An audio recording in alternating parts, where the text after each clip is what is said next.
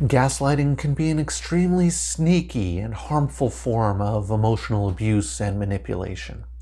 In today's video, we're going to be talking about what gaslighting is, how it affects you, how to recognize gaslighting behaviors, and what you can do to combat gaslighting.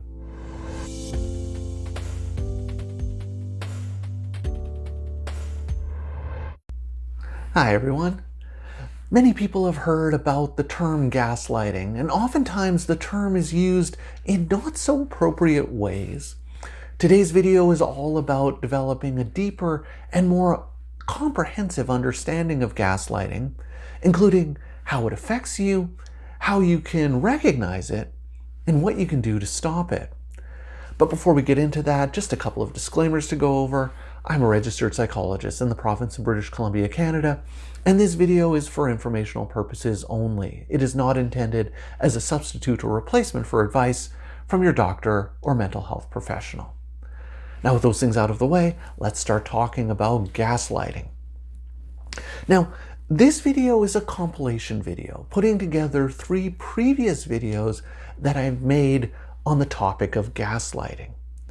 And the reason why I wanted to do this compilation video is that I think the 3 videos go really well together in terms of telling the story of gaslighting in a complete and detailed way.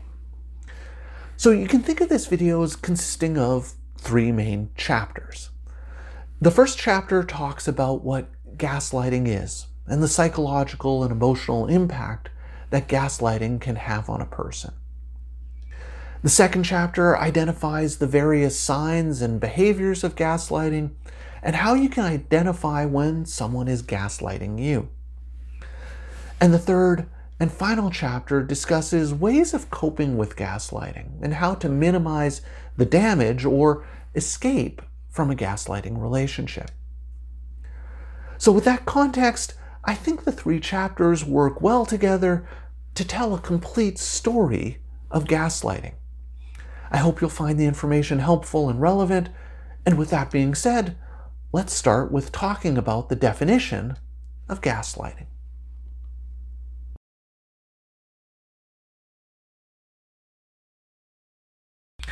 Now, the American Psychological Association defines gaslighting as attempts to manipulate another person into doubting his or her perceptions, experiences, or understanding of events. The term comes from this 1944 film named Gaslight, in which a husband manipulates his wife into believing that she can't trust her own perceptions of reality. And he does this by altering aspects of her environment. In one scene of the movie, the husband turns on gas lights in the attic of the house, causing them to flicker. And when his wife asks why the gas lights are flickering, the husband tells her that's not really happening and that it's all in her mind, causing her to question and doubt herself and her own self-perceptions. Now, at its core, gaslighting is a form of manipulation, a subtle and covert type of emotional abuse where the person who's engaging in the gaslighting behavior is bullying or misleading another person, causing them to question their judgment and sense of reality. The person who is being gaslit starts to feel unsure about their perception of the world and, in extreme cases, can start to begin to question their own sanity. Gaslighting can occur in a number of different types of relationships, including romantic and intimate relationships, in friendships, in child-parent relationships, between coworkers, and in institutions. In romantic relationships, the abusive partner may accuse the target of being irrational or crazy. They may isolate them from other people in order to undermine their confidence and make it easier to control them. In relationships between a child and a parent, abusive caregivers can use gaslighting to control or shame their children. They might accuse the child of being too sensitive, or belittle them, or cause them to misremember events when they were younger. In friendships, gaslighting can be used by one friend to manipulate or control the other friend. This can result in a non-reciprocal relationship in which one friend is always doing things for the benefit of the other friend. In work relationships, gaslighting can be used by one coworker to establish a false sense of authority or power or control over another worker. And so thereby placing themselves in a position of authority that they don't actually have. Gaslighting can also be used in ways to undermine coworkers who might be seen as potential competitors for promotion or career advancement. And gaslighting can even occur at institutional levels in a company or an organization. For example, an organization may deny or hide information, lie to their employees, or withhold information about their rights, or portray employees who are vocal in their disagreement of company policies as being incompetent or mentally unwell. Now, there typically tends to be a power dynamic in gaslighting. Usually the person engaging in the gaslighting behavior either starts out as holding a position of power over the target of the gaslighting, or through the gaslighting behavior develops or builds a power dynamic. The person who's being gaslit usually starts out by giving the person doing the gaslighting power and respect, at least early on in the relationship. Typically, the person who is the target of the gaslighting cares about the opinion of the other person so much that they don't want to take any chance of upsetting or losing the person. And this leaves the target of the gaslighting increasingly vulnerable to being gaslit. Now, I think it's important to understand that as the term gaslighting has become more commonly used, the scope and nature of what gaslighting represents has been expanded, often inappropriately. People will now use the term gaslighting to inappropriately criticize or attack someone who merely disagrees with them. My boss is gaslighting me because they're constantly criticizing my work and asking me to do things differently. This isn't necessarily an example of gaslighting. It may be that I'm not doing a very good job and that my boss is giving me corrective feedback on how I can do things better. A lot of the time, gaslighting is used incorrectly to refer to conflict or disagreements among people. A person may accuse someone of gaslighting them because they disagree about something with the other person. They may accuse the person of gaslighting if they're being assertive, insisting on their opinion, or when someone is trying to influence them. Now, assertiveness and trying to exert influence over another person, that's not gaslighting. Just because someone disagrees with you or you're having conflict with someone, those aren't signs of gaslighting. Gaslighting is distinct from typical conflict situations because in gaslighting, only one person is listening and considering the other person's perspective, while the person who's engaging in gaslighting is attempting to confuse the target's perceptions, insisting that they're wrong or that their emotional reactions are crazy or unhinged in some way.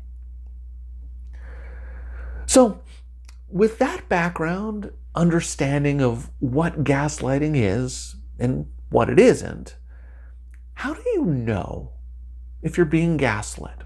What are some of the common signs that you're the victim of gaslighting? Well, what I want to talk about is a number of examples of signs and symptoms you're being gaslit.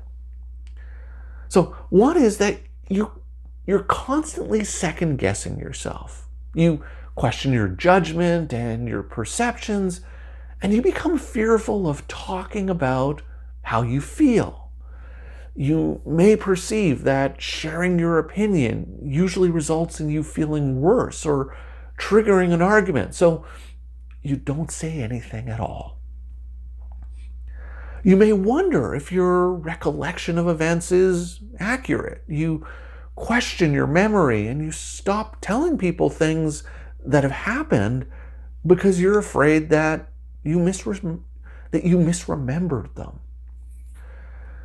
You feel vulnerable and insecure in the relationship. You feel on edge, wondering when something bad is going to happen. This is kind of a sense of walking on eggshells around your partner, friend, or family member. You might dwell on a perceived character flaw in yourself, like you're not a good enough person, or you're generally too sensitive. You've probably heard the person tell you that they were just joking, or that you need to be less sensitive. And so this causes you to start to question whether or not you are just being too sensitive, or if you just don't have a very good sense of humor. You become convinced that people around you think you're unstable, crazy, or unhinged, just like you feel when you're interacting with the person who's gaslighting you. And as a result, you start to feel alone, scared, and powerless. You may have difficulty making decisions because you mistrust yourself or your judgment. As a result, you allow other people to make decisions for you in order to avoid making the wrong decision. Now, in the gaslighting relationship, you may defer decisions to the other person to avoid ending up in an argument or avoid being criticized. And that can contribute to that power dynamic I was talking about and mentioning earlier. You feel confused about your relationship, feeling like you thought you had a wonderful partner, but when you're together, you feel like you're crazy. You question the relationship, wondering what exactly is going on? Why are these problems happening? Which can lead you to questioning what your role might be playing in the relationship difficulties. And this can result in you continuing to view your partner as wonderful, and that the difficulties in the relationship are there because of your fault. You may often find yourself in arguments with your partner that you didn't intend to have, and you don't know how you got into those arguments in the first place. You were just asking about who was going to take out the garbage, and suddenly you end up in this huge argument. Or you find that you're not making any progress dealing with relationship problems, or that you're saying the same things over and over and over again, but it doesn't seem to be making any difference.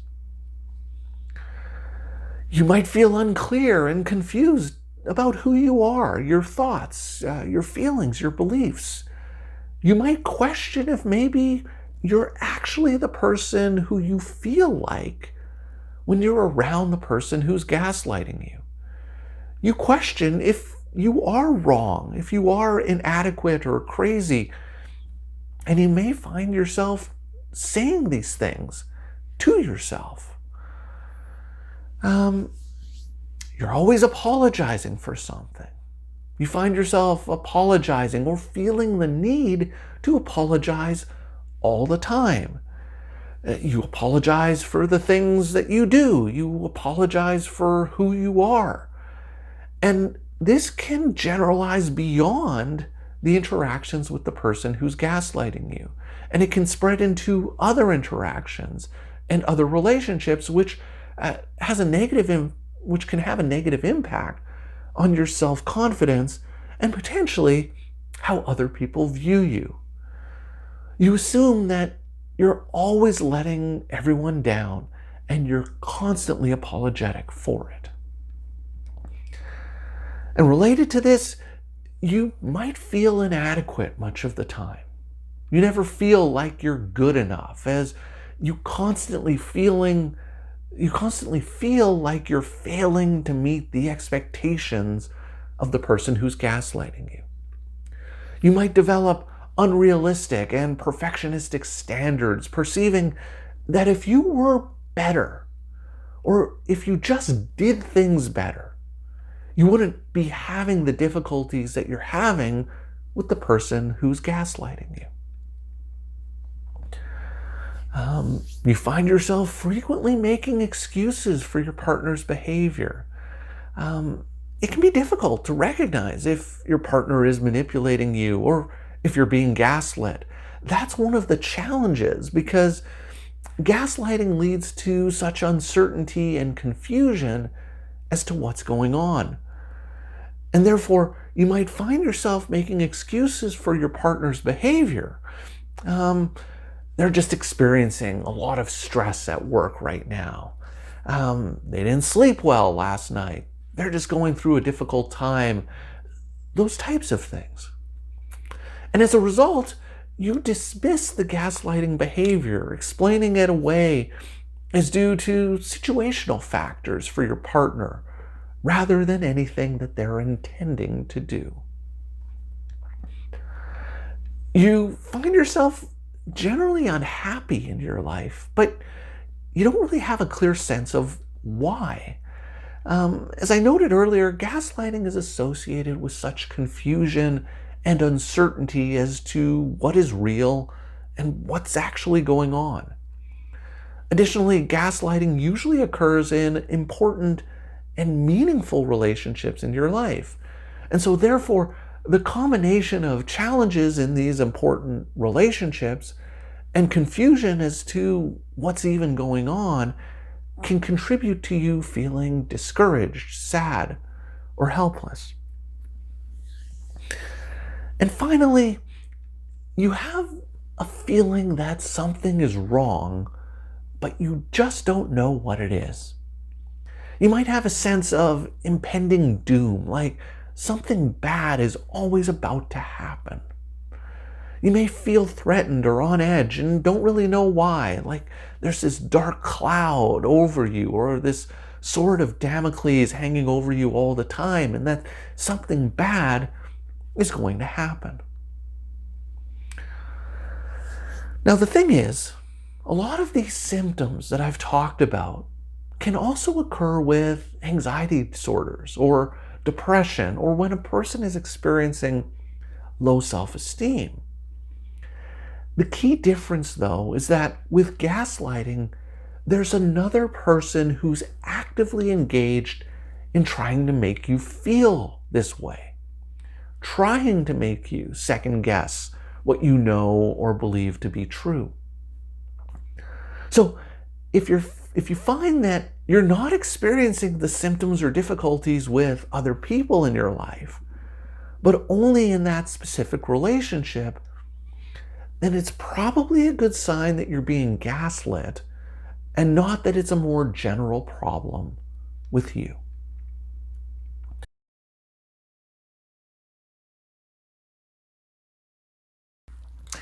And at the core of it, gaslighting aims at undermining your perception of reality. When someone is gaslighting you, you might start to second guess yourself, question your memory, and doubt recent events that you're almost certain happened, or questioning your perceptions of what really happened. Interactions and conversations with the person who's gaslighting you may leave you feeling confused, dazed, wondering what the heck is going on, and if there's something wrong with you. It can lead to questioning your judgment, your memory, your self-worth, and sanity, and attempts that you make to try and clarify what's going on might be met with critiques such as, you're the one who's responsible for the problem, or that you're just being too sensitive. So this might seem confusing or disorienting because gaslighting can be subtle and sneaky to the extent that it works because you're not sure if it's actually happening. So it's important to recognize signs of gaslighting to get a better sense of what are some of the techniques behind gaslighting and what are some of the ways in which you might be able to identify when someone is trying to gaslight you. So one sign that someone is gaslighting you is that they lie to you about something or deny something even when you show them proof. And even when you show them proof, they refuse to admit that they're actually lying. Now, usually, when we get caught in a lie, we either admit that we were lying or we try and explain why we were lying. But in gaslighting, the person is extremely brazen about denying they're lying. You can show them proof and evidence that you know they're lying, but they'll tell you that you're wrong and that they're not lying. And this goes so counter to how we usually interact with people that the boldness and brazen denial of lying makes us question that maybe they aren't lying and that there might be something wrong with our evidence. Another example is that the person insists that an event that occurred or a behavior of theirs that you witnessed never actually happened, or that you're remembering it wrong. So for example, suppose you had an intense argument with your partner and they pushed you against a wall. When you talk about what happened with them a day or two later, what they might do is say that they didn't actually shove you, but rather you lost control in your anger, you stumbled, and they were trying to steady you, which caused you to fall into the wall. They were actually trying to help you, and they never pushed you. Because of how adamantly they deny that the incident took place, you begin to question whether or not they actually didn't push you, or you may start to think that maybe you misinterpreted what happened. Even though you're almost certain that they pushed you, you start to question if they actually did push you. Now, notice in gaslighting, one of the keys is to try and create uncertainty and doubt in situations where you know what happened and you're certain of what's going on until you talk to them, and then you begin to question your certainty. Another example of gaslighting is the person spreading rumors or gossip about you to other people. Imagine a scenario in which you got into a big fight with your partner because they were rude and disrespectful to you when you asked them to do the dishes because you're the one who cooked dinner. In this form of gaslighting, your partner may go around telling friends or family members that you're emotionally unhinged because you screamed at them after dinner for no reason. They may tell people that you're always losing your temper and lashing out at them, even though they're not doing anything wrong. So, while technically they're correct in terms of the fact that you got into a screaming argument with them after dinner, but they leave out the important details about how they were rude and disrespectful, resulting in them telling a story in which you look emotionally unhinged or volatile, and that you randomly lashed out at them.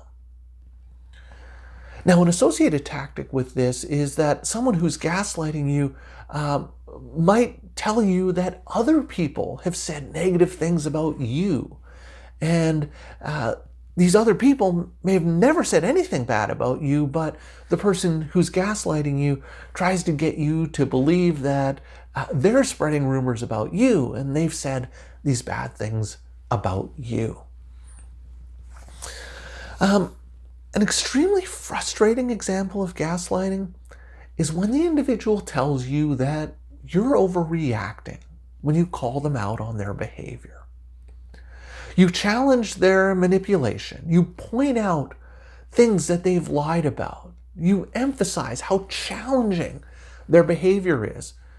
And they dismiss it by telling you that you're being overly sensitive. It's not that big of a deal. For example, imagine you had a coworker who stole your ideas and then told your boss that they came up with the ideas themselves, thereby receiving the kudos and acknowledgement from your boss. You challenge them about having done this, and they brush it aside, saying, look, it's not that big of a deal. We're all working on the same team, and that individual success is team success. Now notice, this implies that you're not really being a team player. And it also suggests that you're overreacting and making it a much bigger deal than it actually is. A further example of gaslighting is when the person changes the subject or refuses to listen to you when you challenge them about a particular lie that you've caught them in, or when you challenge them about their gaslighting behavior itself. Now, this is a little bit different than the example I talked about earlier, in which the person denies that they're lying or refuses to admit that they're lying when you show them proof. Rather, in this example, they attempt to change the subject to something else, typically a complaint they have about something that you've done or a problem that they have with you. So, as a result, the conversation devolves away from the behavior that you're challenging them about and into an argument of how you're treating the other person badly and how unfair you've been to them. They twist it so that you're the one who's done wrong and it's your behavior that needs to be addressed. Another example of gaslighting occurs when people tend to shift blame in relationships. You call out your partner on their overly harsh and critical responses towards you. You tell them that you don't appreciate their name calling or all of the ways they put you down. You express to them that it bothers you a lot you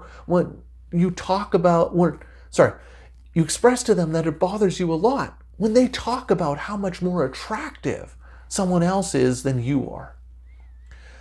You're attempting to highlight and explain all of the harmful and destructive behavior from your partner, and they twist it and turn it back on you.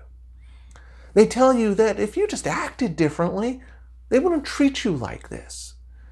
If you didn't mess up so much, they wouldn't have to be so critical of you.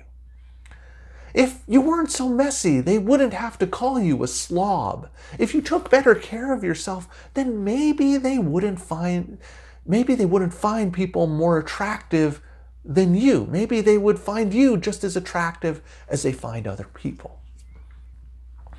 Essentially, what they're doing is that they're turning around your concerns about their behavior and saying that their behavior is merely a response to you and how you are. Therefore, if you have a problem with how they're treating you, it's your fault. It's your responsibility. So this is a sneaky way of shifting the blame away from their inappropriate, rude, and abusive behavior and making it seem like the problem is all about you. Another sneaky form that gaslighting can take is through a disconnection between what a person is saying and how they actually treat you. So for example, suppose you buy a friend a present for their birthday and they respond in a harsh, critical, unappreciative way. They tell you that they must not mean very much to you because you gave them such a lousy, uninspired present. Is that all you think of me? I thought we were better friends than this. But when they notice that you're getting upset or that you're bothered by their criticism, then they turn it and they tell you how much they appreciate you and what a close friend you are to them and how much they love you. They say things like, you know how much I love you. I would never hurt you on purpose. So they go from being really harsh and critical and unappreciative, and when you call them out on it, or when they notice you're upset about it, then they tell you how much they appreciate you, even though they just demonstrated a lack of appreciation. These are the words that you might want to hear, but the problem is that the words are inauthentic, especially when the same abusive behavior is repeated over and over and over again. However, these compassionate and loving words might be just enough to convince you to let them off the hook again this time, which then allows the person to escape the consequences or responsibility for their harmful and abusive behavior. Gaslighting can take the form of twisting or recounting a story in a way that minimizes their abusive behavior. Suppose you make dinner for your partner, and when they eat it, they tell you that it tastes awful and that you're a terrible cook. They criticize your efforts. They tell you that they can't believe they put up with this from you. But when you call them out on it and challenge them because you did a nice thing by making them dinner, they then change their story and they say that they didn't say it tastes awful. They didn't say you're a terrible cook, but rather they're just tired from a long day of work and that their stomach's upset, and that's what they meant. Another form of gaslighting, another form that gaslighting can take is when the person minimizes their hurtful behaviors or their abusive words by dismissing it as a joke or claiming that you're just being too sensitive. For example, a husband tells his wife that she looks like a fat pig wearing that dress. And when she gets upset and challenges him for saying something so harsh, he tells her that she's being way too sensitive and that she's completely blowing it out of proportion. A coworker repeatedly ridicules you at work or at a work party, for example, criticizing your work performance and telling other people that you're lazy and that you're not very bright. You get understandably upset about this, and when you call them out on it, they laugh it off, saying, "Come on, man, you know I'm just joking, I'm just razzing you, it's all good fun. Where's your sense of humor?" And finally, the last form that gaslighting can take that I want to talk about is when the person who's gaslighting you separates you from friends or family who might recognize what they're doing, who might recognize the gaslighting behavior.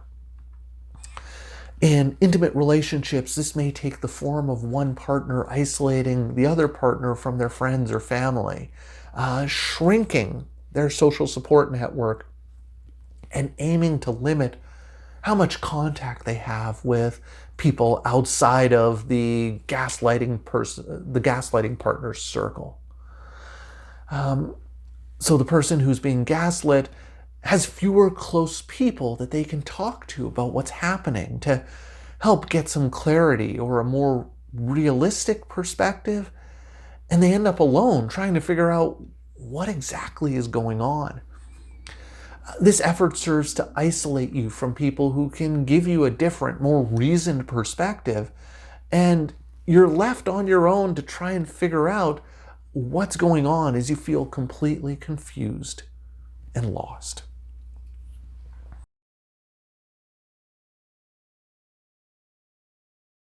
So today's video is about the steps that you can take once you recognize and are aware that you're in a gaslighting relationship.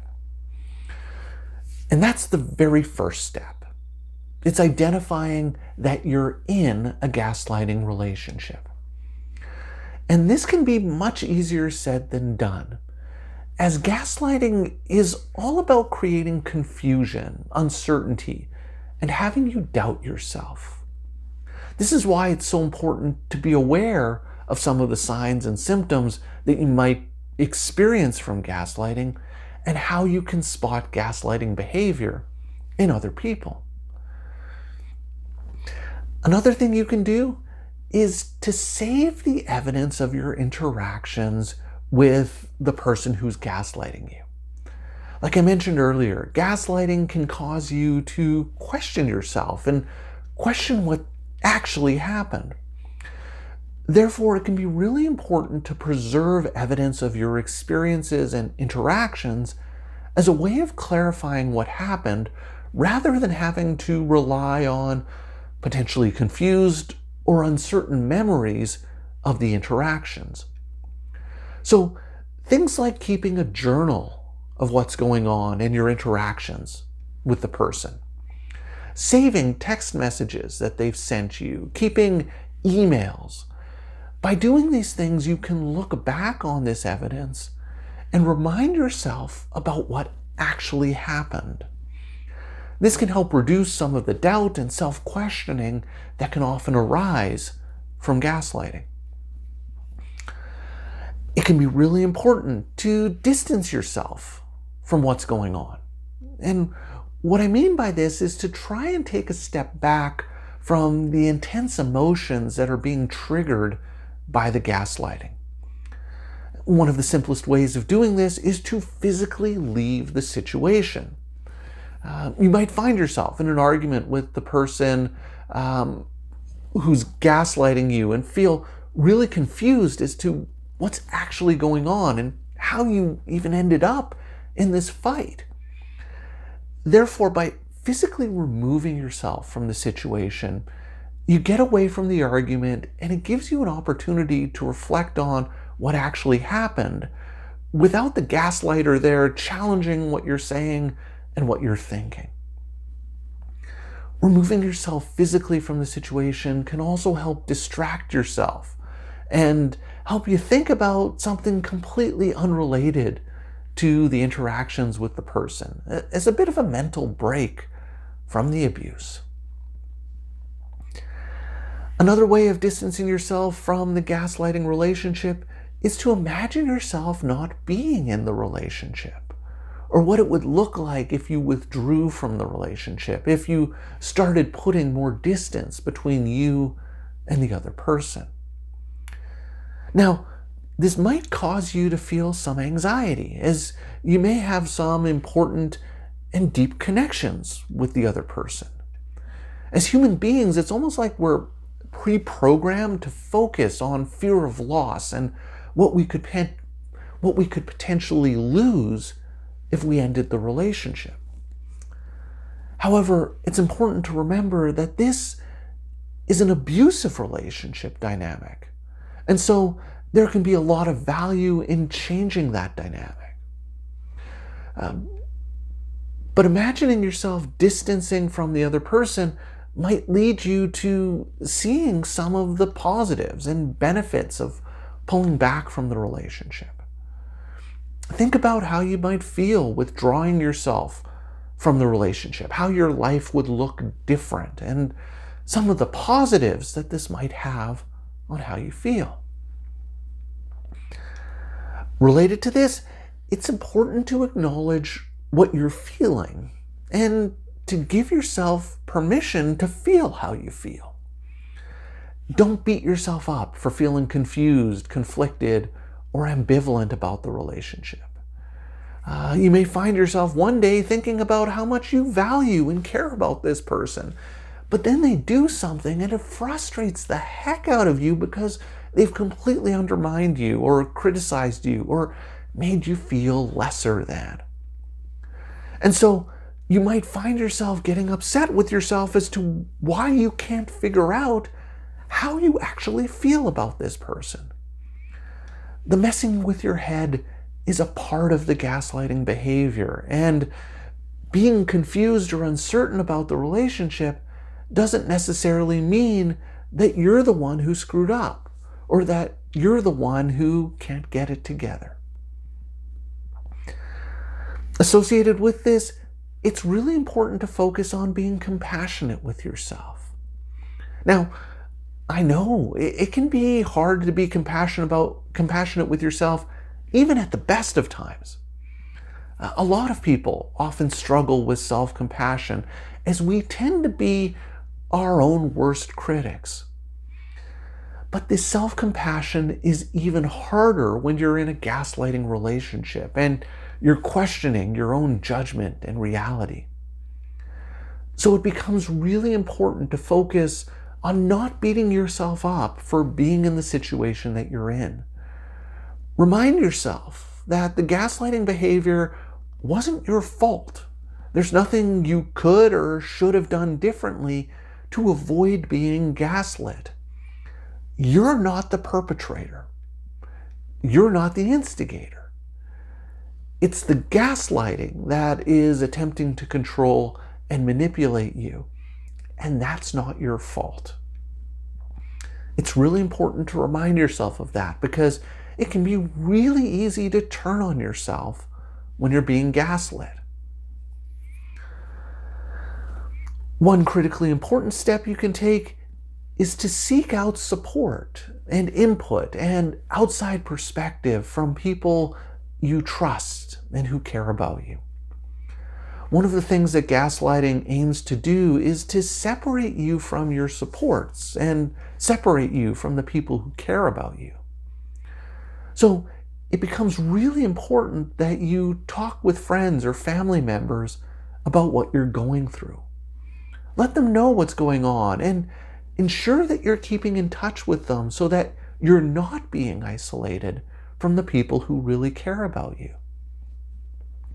Be sure to ask them for their perspective about what's going on. Share with them some of the experiences that you've documented in your journal, or share with them the text message exchanges or the emails that you've saved.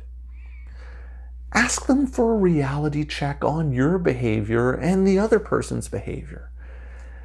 They may be able to point out some things that are going on that you're missing or confirm some of the ways that you're thinking about the situation, which maybe you were doubting yourself about. Ask them to be brutally honest with you. Sometimes close friends or family members don't want to upset you or criticize someone you care about. Let them know it's okay. And that part of why you're asking them for your perspective is that you're confused and unsure about what's actually going on. You can start changing the dynamic of the gaslighting relationship by making small decisions and setting defendable boundaries. If you typically do what the person asks you to do in order to avoid a fight or argument, you can try practice being assertive and saying no. You have every right to decline to do something that you don't want to do. It's fully within your right to express what you're thinking or how you're feeling. And you shouldn't have to tiptoe around the potential reaction of the other person. Now, by taking these small steps of setting boundaries and being assertive, it may trigger even more of the gaslighting behavior, which may lead to further arguments or abuse. And the key with this is to not engage with those arguments. That's one of the traps that people will often fall into, is that they try to argue with the gaslighter using reason and data and evidence. But gaslighting isn't rational behavior, and gaslighters won't respond to your logic, and they won't admit what they're doing. So if you find yourself in a situation where a simple conversation turned into the person attacking you, insulting you, or questioning your abilities or sanity, it's okay to set a boundary of disengaging from the argument, walking away from the other person. You see, the thing is, we're so used to the social niceties of trying to wrap up a conversation before we walk away. But in a situation where you're in a no-win argument with someone who's gaslighting you, one of the best and simplest boundaries you can set is to just walk away. And this leads us to one of the most challenging things to do, which is to give yourself permission to leave the relationship. Part of what makes it so difficult to leave a gaslighting relationship, part of what makes the relationship so sticky, is that you likely have a very close relationship with the person who's gaslighting you. They might be one of the closest or most important people in your life. They may be your best friend, your mom, your dad, a sibling, or the person who you thought was the love of your life. These are important people. And so it's tempting to want to do everything you can to salvage or maintain the relationship. But it's also important to remind yourself that it's okay to walk away from a toxic relationship, regardless of who it's with. And yes, it's going to be a loss. If you didn't care about this person, you wouldn't put up with the gaslighting behavior. So while it's difficult, ending the relationship with someone who's gaslighting you is often the most effective way to end the abuse. And it's important to remember that that's what gaslighting is. It's a form of mental and emotional abuse. And you don't have to stay in a relationship with someone who's abusing you just because of the bonds of affection that may have formed with this person well prior to the gaslighting abuse. And finally, the last thing I want to talk about is the importance of practicing trusting yourself again, being able to trust yourself again. Once you've ended the relationship with the gaslighter, it's important to recognize that it's going to take some time and some practice for you to start trusting your instincts and your perceptions again. The abuse and damage from gaslighting can last a while. So don't expect that once you're out of the gaslighting relationship, you're not going to have any scars from it. It's important to remind yourself that it's normal and that it's okay that you may not trust your instincts and your perceptions right away. It's important to remind yourself that the person who you were told you were by the gaslighter, that's not who you actually are. They created an image and a facade of you that didn't actually represent who you are. And they repeatedly told you that's who you are. So allow yourself some time before you feel like you have your feet back underneath you and that you can trust yourself again.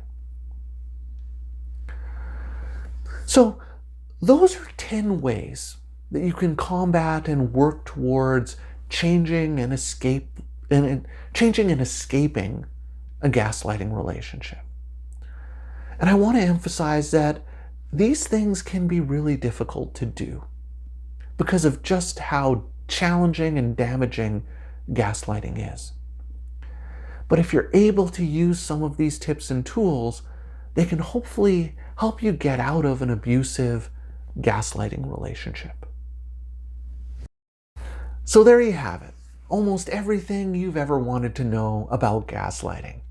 I hope that you found the information helpful, and I hope that having the 3 video chapters together has given you a deeper, more thorough understanding of gaslighting. I'd love to hear your comments, thoughts, or questions about this, so please leave me some comments in the comments section down below. If you've been enjoying my videos and would like to see more, please hit that subscribe button and notification bell, and you'll be alerted every week when I post a new video. So that's all for today's video. As always, thank you for making it all the way to the end of this video, and I will see you in the next one.